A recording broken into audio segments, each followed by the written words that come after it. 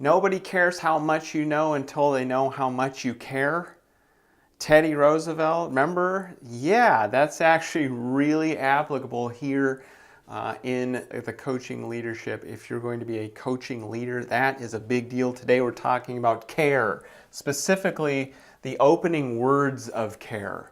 Care is a big topic. And if I just tell you like, hey, go care more, like it's not going to work, right? We got to break this open and take a look at it. And we're going to start with the opening words of care. I want to offer you this as we get started, that coaching leadership in particular, this leadership style of coaching requires that you care.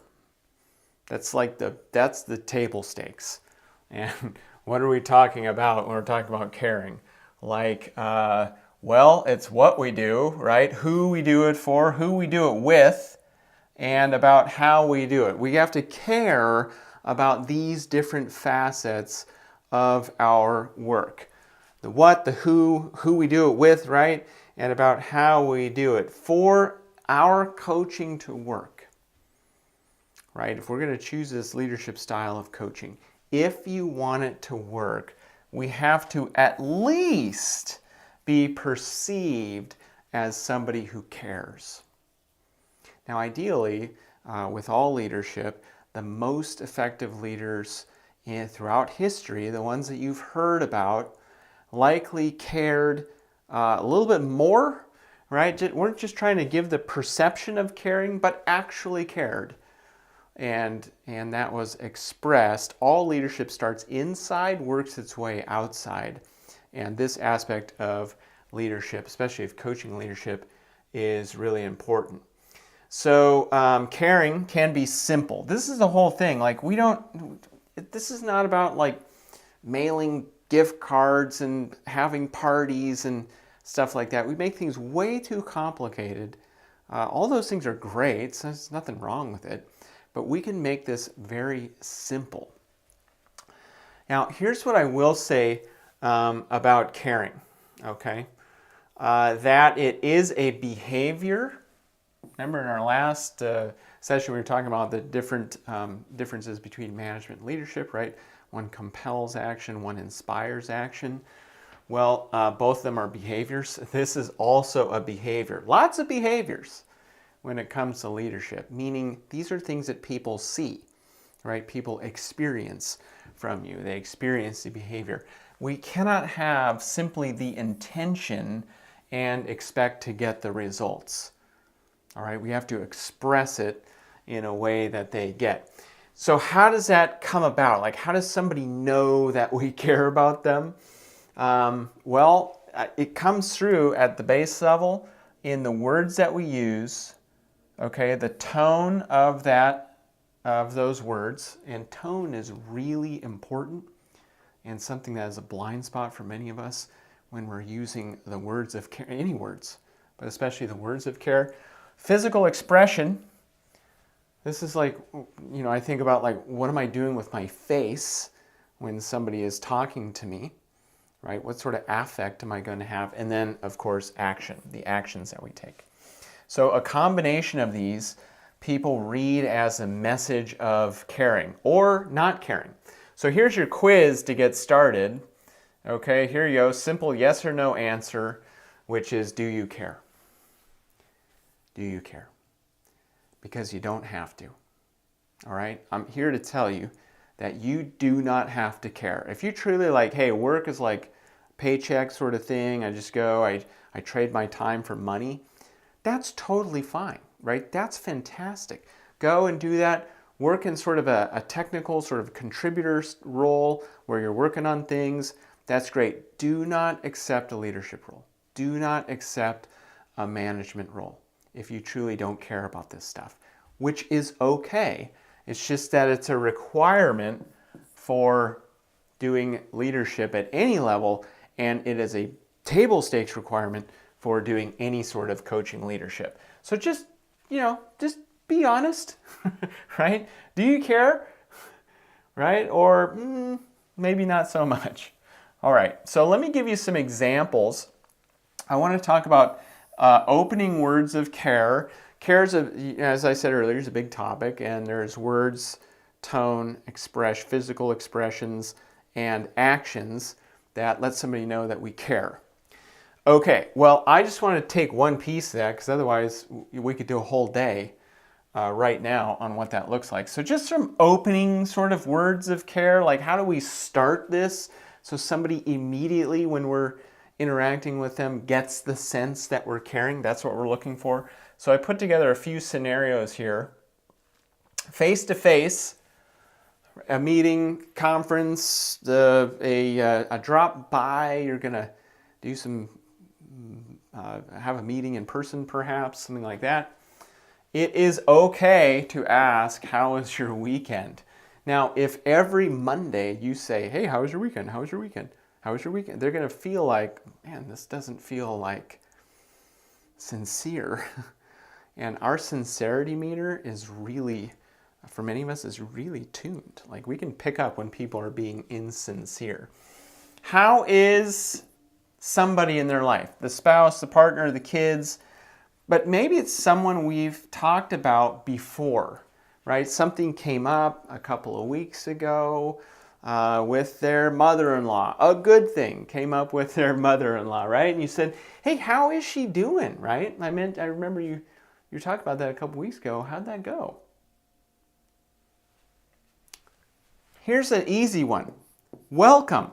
Nice to see you, right? Welcome. I'm glad you're here. I'm glad you're here. If you come to the Coaching Leadership Workshop, by the way, why haven't you? Come join us. Coaching Leader Workshop. One day we'll show you all the hows behind this. You're just getting a sort of a taste of this here. And we go way deeper in that workshop. And if you do, what you're going to hear me say is to you when you come in is welcome. I'm glad you're here. I am glad you're here. I mean, it's coming from a place of sincerity. Wait, what's on your mind? How did blank go for you? Right? Now, here's one of the catch-alls that I really want to promote because we do not do enough of this, and it makes me crazy. Not enough follow-up questions. A follow-up question is, we say something like, hey, how is your mother-in-law? And they say something, and then we ask just one more question about that. We just go one more question deep, right? And that is showing people that we are actually listening to you, which is a symbol of care, right? It's a symbol of caring. All right, next, what about on email? I'm telling you, oh my goodness. There is some email etiquette problems out there that run through a number of organizations.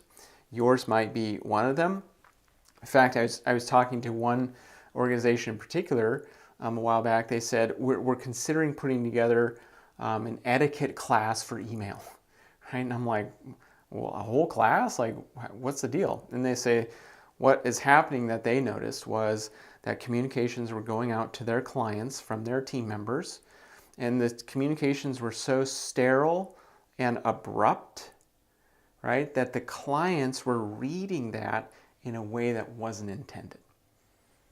And so I'm like, okay, well, they're asking me, like, what should we do? And I said, well, every email gets a greeting. Internal, external, client, vendor, somebody you hate, they all get greeted, right? And the greeting can be simple. You can just say hi. You can say hello. You can say, hey, name. Insert their name here, right?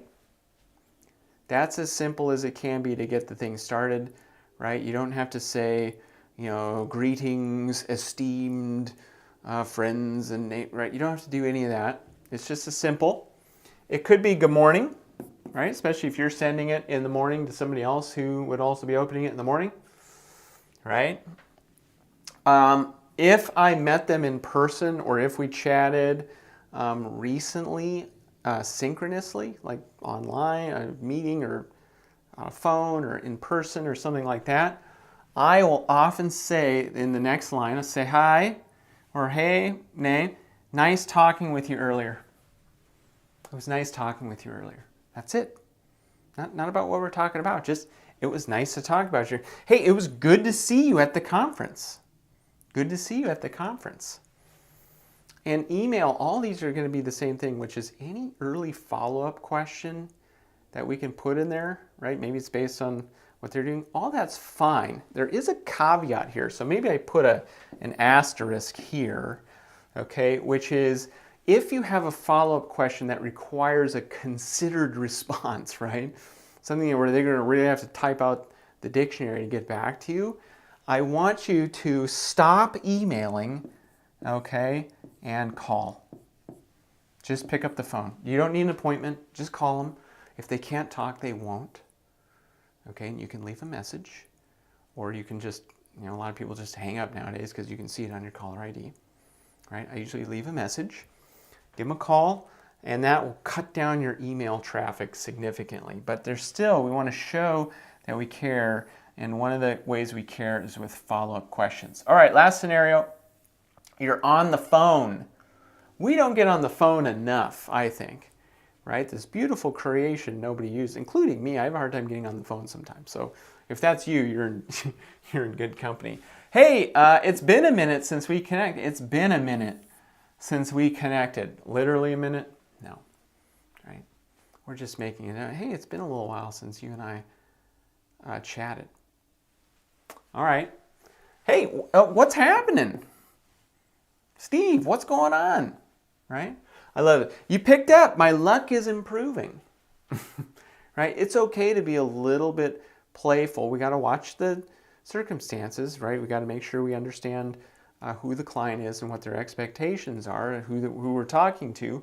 But assuming we have some sort of relationship, it's okay to put forward a little bit of humor at the beginning of a call. It just loosens it up just a little bit. I will often say this on the phone, not in Teams meetings, right? Or something where there's video, but on the phone. Nice to hear your voice. It's nice to hear your voice. How are you? How are you? Now, if you say, how are you? They're going to respond with, fine, how are you?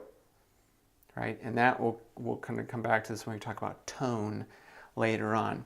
And so my pacing here is, hi. Hey, it's nice to hear your voice. How are you? Right? Okay, so more on that later. Here it is again. Any early follow-up question on the phone is a symbol that we care, right? If we care enough, we're listening to ask another question. We've asked a question, they responded. We listen to that response. We have another question. We ask it. That's a symbol that we care enough to listen. Right? That we care so much that we're going to ask you about what it is you're talking about. Now remember, if you truly don't care, this is going to get tricky because I don't want you to fake it. Right? Like if you're really like faking it, it's really not going to work. People will sense the insincerity. Right? But assuming you got a little spark of care, right? I'm assuming that you like me do because we're in this sort of role. Then we can ask those sort of questions. Okay, what are we trying to do? Guys, don't miss this. This is really important. This is a big deal. Okay, we're sending a message here. The message that we're sending over and over and over again, because care is not one and done. Just like you can't say, I love you to your partner and have it be good for a lifetime. Over and over, we are sending the message that, one, I like you, I value you, these are different, you are important to me and to this organization. And the words that we choose convey some of this. So do the other things. Physical expression, words, tone, physical expression, and the actions.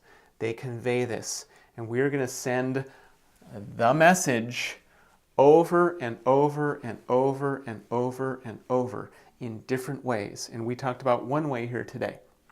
I like you. I value you. You are important to me personally. Like, I care about you. And you're important to this organization for all that brilliance that you bring, right? And when people start to get a sense of this, that you're different, right? That you actually care, That's where all the good stuff lives. That's where all the engagement lives. That's where all the real problems come out that we can start to handle, right? But they won't do that. They won't do that unless they believe that you actually care. Okay, here's the core takeaway for you. If you want to be a coaching leader, and you don't have to be, you could be an autocratic sort of leader or a coercive sort of leader. I'm just going to tell people what to do and they're going to do it. You can choose to do that. Coaching leadership more aligns with the younger generation. Well, it's for everyone. But the younger generations really value a different approach to leadership, which is why the center exists in the first place. So if you want to do a coaching leadership, it must be evident that you care if you want to be effective. And evidence is what somebody else experiences from you. That's what we talked about earlier. Evidence of care shows up, there we go, words, tone, physical expression, and action. And we're going to talk about all these in upcoming coach-ups. All right, next. It can be as simple, we're talking about, parties and gift cards and all this sort of stuff, which is complicated and expensive. Caring can be as simple as just one human-to-human connection ahead of business. All right, how are you? Welcome, I'm glad you're here. All right, nice to see you. It's great to hear your voice.